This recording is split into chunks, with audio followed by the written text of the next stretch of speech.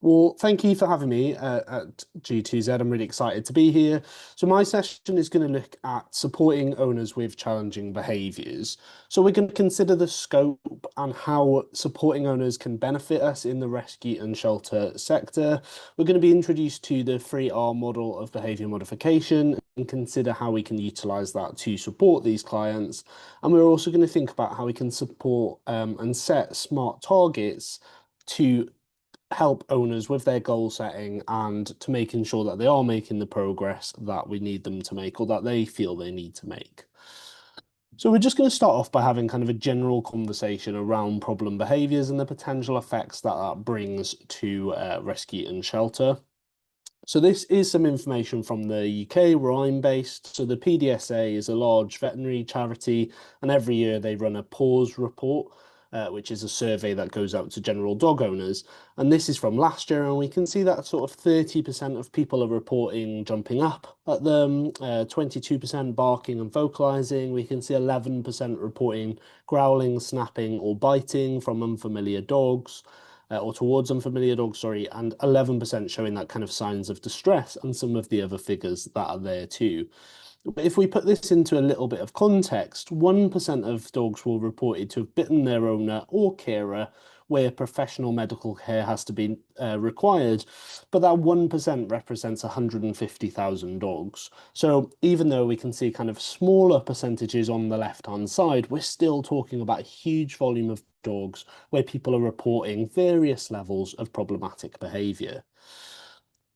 We know, I'm sure people on this call are fully aware that behaviour is one of the key reasons relinquishment and return to kennels occur in centres. Some data collected from 12 animal shelters from the United States looked at just less than 2,000 dogs and 1,200 cats that were relinquished during the period of the study, and owners gave 5 reasons for surrender. So 71 total reasons, 24 of which were categorized as behavior.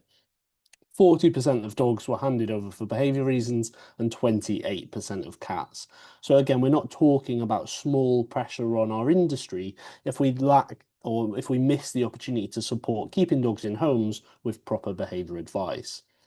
Sort of issues that were reported are things like biting, aggression, escape, destructive behaviours in our dogs, and then house soiling, interpet conflict, and aggression and destructiveness coming back in for our cats, as well as a couple of other reasons kind of trending through. Now, obviously, this talk is about supporting owners, and there was a really great study that was done by Powell et al. In 2021 that looked at over 1,000 calls to Wood Green, the animal charity in the UK. And the aim here was for people ringing up to relinquish their dog to be offered free behaviour support to look at how that helped. Now, the researchers didn't specifically look at how successful that was at keeping the animals in the home, but they did look at things like the acceptance rate, the dog demographic, and the type of behaviours reported. So just less than a quarter of owners actually accepted the advice, and the advice was better accepted for things like dogs that were neutered versus entire. It's not massively clear why this reason is, but a lot of research that talks about things like this suggests that maybe neutered dogs have more aware owners, more sensible owners, but that's up for debate. Dogs under 6 months were fairly well represented in people taking the advice, and then dogs originally adopted from rescue centres took 40% of advice. And that's really good because something else that came out of the studies is that 59% of dogs were more likely to be returned to rescues following problem behaviours. So a massive increase in that kind of 40 to 20% that we've seen in some of the other studies. So it's great that people that take dogs from us are more open to that behaviour advice. Owners with general management problems, such as pulling on the lead or recall, were 6 times more likely to accept advice compared to those with interdog aggression in the home. For obvious reasons, it's really difficult to live with 2 dogs who are fighting in your household, but it just evidence again that level of complication versus willingness to engage. Particularly at the minute, we know as a species, humans are less resilient following the pandemic. In the UK, we've got a cost of living crisis. Obviously, we won't talk about some of the other countries and everything going on, but the world is a hard place to live currently. So most common behaviour reasons that they reported during this study, again, we're seeing aggression come in towards other dogs and children. Less common things like inappropriate toileting and obsessive or anxious type behaviours. Aggression-related issues made up 68% of all cases. So again, we're just seeing this huge kind of influence of aggressive behaviours leading to potential outreach for support or relinquishment. And owners were least likely to accept the advice where there was a serious, complex or disruptive issue at the home, like we've already talked through. Offering advice did seem to help support the prevention of relinquishment in a quarter of cases in a different study, which helped to reduce the stress and trauma for dog owners. However, uptake was limited, especially with the complex problems. And if they anticipate a high effort cost or have concerns about the outcome, that advice is less well accepted, and prevention strategies like puppy training classes, vet advice, or better own-cation may be more effective on the wider scale. So this kind of gives us that background of really we need to be hitting owners with behaviour support a little bit early on, because once they've made that decision to relinquish the dog, it's quite hard to bring them back from that decision. They've probably had conversations with their family around that outcome. They're probably feeling guilt, stress, maybe a bit of relief as well if that problem behaviour has been difficult for them. So it's tricky to then get on board with that. So how can we step in and help in this situation? If we don't have trainer or behaviour experience on staff, think about if we can link up with a local trainer to maybe offer some low-cost support where we can refer dogs to them, whether that's phone support, video calls, even just WhatsApp support, whatever works, and hopefully is a mutually beneficial service for them because they might pick up clients through that too. We could refer to appropriate videos or Facebook groups. In the UK, we have a number of kind of Reactive Dog UK group, for example, on Facebook, that is qualified people supporting owners for free or very low cost. Or we could even just work with a trainer, agree a price to produce some branded handouts that you can then provide to clients. It's not kind of that top tier level of advice, but it's certainly making steps in the right direction. Another good resource that we have across the globe now is Zigzag, which is a training app that you can get clients to download. There's different kind of membership levels and they get video and input and chat forums and things, which can be really supportive. And there's research going into the effects of that as well, which is really great. And if you scan that QR code, that should take you to the page to look at a bit more information. Okay, if we do have training and behaviour experience, we want to offer a little bit more to potential people, we can use this 3R model. So that stands for risk assessment, reduce and resolve. And we're going to dive into these in a little bit. So risk assessment, we want to make sure that if we're discussing behaviour, if we're taking on cases, we just have that consideration of risk to others, to themselves, the animal and the environment. We need to take in that whole account before we can move forward with supporting that owner. This could be a formal risk assessment that we do on paper, and there are a lot of different versions available, or just a short one that we do in our head as part of our kind of plans and note taking. We want to think about any risk to potential triggers if we're seeing things like aggressive type of behaviour, and we might, particularly for us working in rescue or shelter, we might want to be thinking about how that would change if this dog was in a new environment, if we are looking at that dog coming into our care or rehoming from us. Due to that, we also have the added joyous event of reputational risk, where we need to consider how our advice or rehoming a dog could impact our organisation if that doesn't go quite to plan. And we obviously need to consider the risk to any potential adopters if they're taking this dog into their care, or we're leaving this dog out in the world and supporting the owner through behaviour modification. When we think about our reduce, we're really just considering management here, ways that we reduce the likelihood of that behaviour happening, but management doesn't fit very well into an acronym, and we know dog trainers love an acronym. So our reduce is really our short-term management and environmental modification to help support, minimize arousal for that dog, keep them below threshold, below the point where we see this behavior start to emerge, and maintain safety and welfare for the dog, for the owner, and everybody in the environment. We might think about things like providing decompression opportunities, discussing enrichment and support with those owners, letting them know that if we're seeing problem behaviours on walks or with visitors, maybe we can just pop the dog away. Maybe we can have a few days where we do quiet walks or we just do garden-based activities to give that dog some time to kind of process anything that's gone on during the week. We might want to think about what equipment the owner's using. Are they using a properly fitted front attachment harness? Does that better support them with their problem behaviour? Have they got stair gates? Is the dog muzzle trained? That sort of thing, depending on the problem that we're facing. And we can talk about appropriate walking routes if the behaviour is related to walking. So in the UK, we often talk about doing graveyard walks at night time because not a lot of people like to be in a graveyard in the dark. Although I think all of the dog owners in my local area now have that message because it seems to be the best place to go if you've got a dog, which doesn't make it that ideal for reactive dogs. Our overall aim with management is to lower that stress level by managing the environment to keep that dog under threshold and give that strong foundation for when we move into our behaviour modification, which is our resolve. Where are we looking for those long-lasting behaviour and emotional changes that's going to support this dog throughout the rest of their life? The first step that we need to take with this is making sure that we've got our dogs in a row, that we're ready for this step in the right direction. We've already talked about management, and the other thing that we want to consider is a model like the hierarchy of needs, where we've got our cognitive needs and our force-free training needs at the top of this pyramid, our problem solving, which essentially is our behavior modification. But we need to make sure that we've met these lower blocks before we can get there.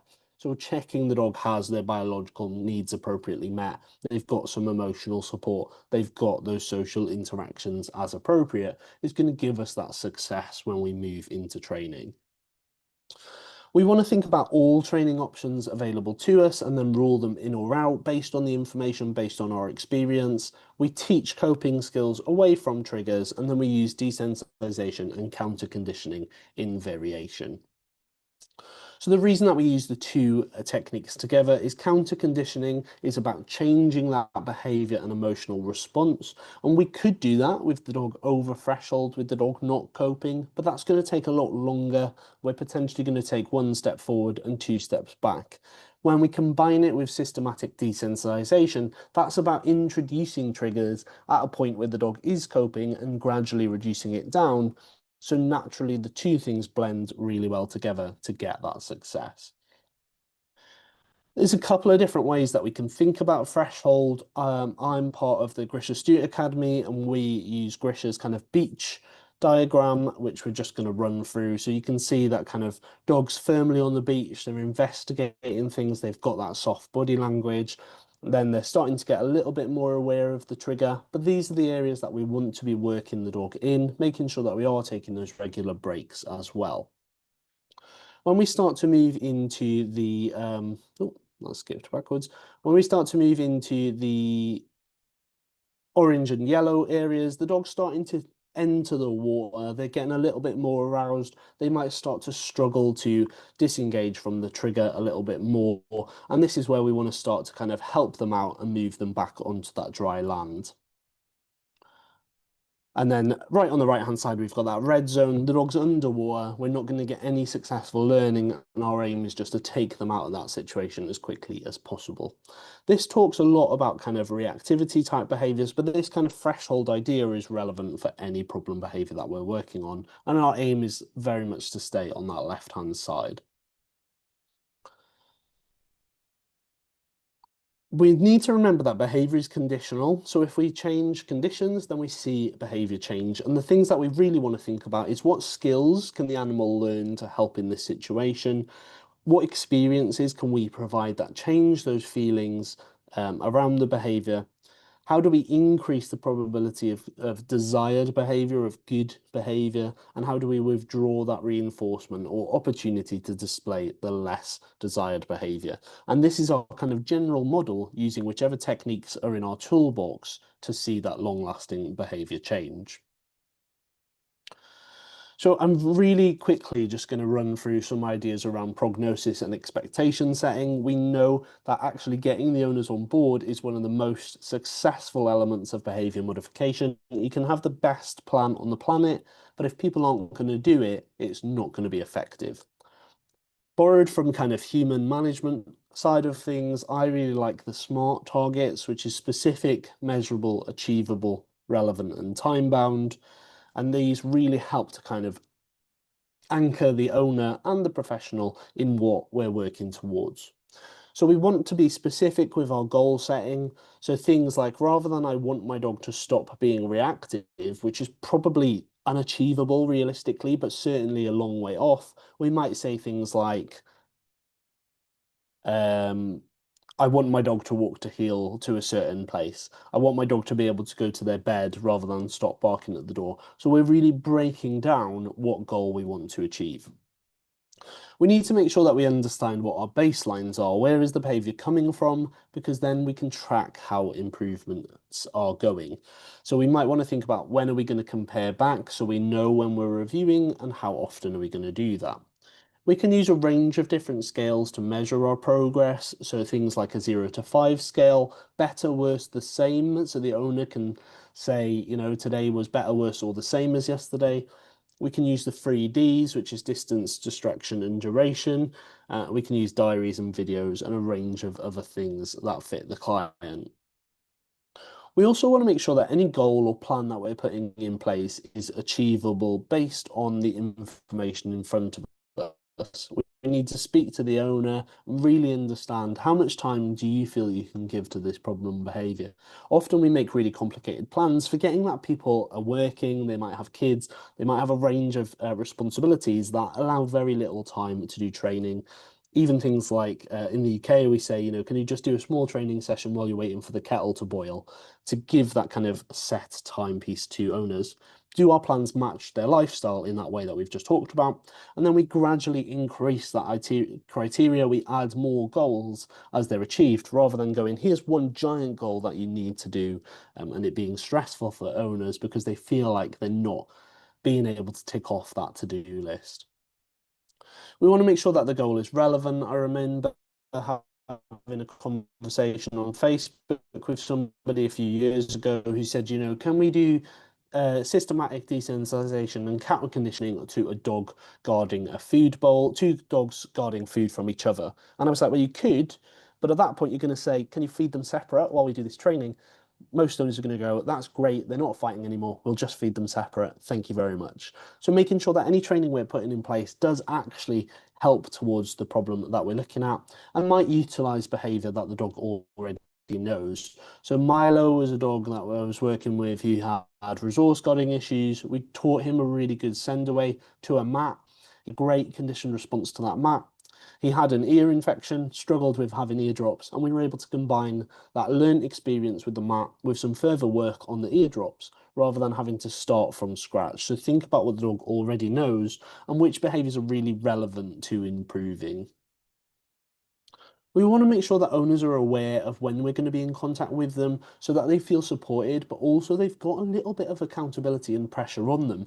You know, if anybody's ever tried to go to the gym more regularly or lose weight, we know accountability is super important for success. So can you send me some videos in 2 weeks? When are we going to compare that to baseline? Because sometimes we forget how much progress we make when we don't look back at where we started. And it's really important that we continue that with owners, whether the dogs are in our care and we're working with staff, or we're trying to keep those dogs in homes. We also want to check that we're not missing any key parts of the owner's life, because there's no point starting a plan if they're just about to go on a 2-week holiday. So I know this is kind of a rapid overview of how we can set expectations, how we can start to form behaviour modification plans, and how we support owners in care, but hopefully it's given you some ideas to dive in and start considering how we can change the way we approach problems before they reach us, as well as supporting the animals that might end up in our care in the future. If you want to have a look at any of my other stuff, you can have a look at that QR code. I've got a Facebook page and a podcast that aims to give free advice to rescue and shelter professionals around behaviour. And thank you for listening.